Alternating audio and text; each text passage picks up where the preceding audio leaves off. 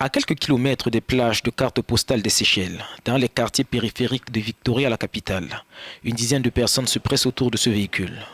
Elles attendent leur dose de méthadone, un médicament de substitution à l'héroïne. Graham est l'un des patients, il avait seulement 10 ans quand il a pris son premier shoot.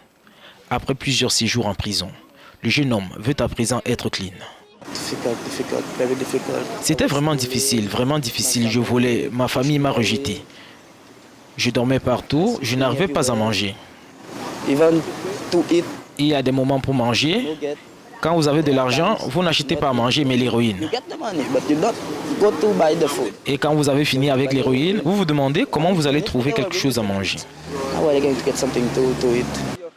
Gisèle doit aussi se battre. Elle a commencé l'héroïne à 13 ans. 20 ans plus tard, elle voudrait décrocher. Parfois j'en prends, mais je voudrais y mettre un terme. Juste prendre de la méthadone, arrêter. Mais c'est encore un peu difficile. Le fléau de la consommation de l'héroïne aux Seychelles ne connaît pas d'âge, de sexe ou de classe sociale.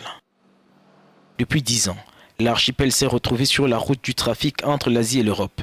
Une réalité que le gouvernement a tardé à prendre en considération. Quand nous avons pris la mesure de la situation en 2011, nous avons réalisé que 1200 personnes utilisaient l'héroïne. Nous devions prendre des mesures, mais nous ne l'avons pas fait. Nous avons juste accru les interventions. Le principal problème est que pendant de nombreuses années, notre approche était répressive. Depuis 2017, l'addiction à l'héroïne a été classée comme un problème de santé publique et traitée comme une maladie. Les autorités séchelloises travaillent également à la sensibilisation dans les entreprises et les écoles.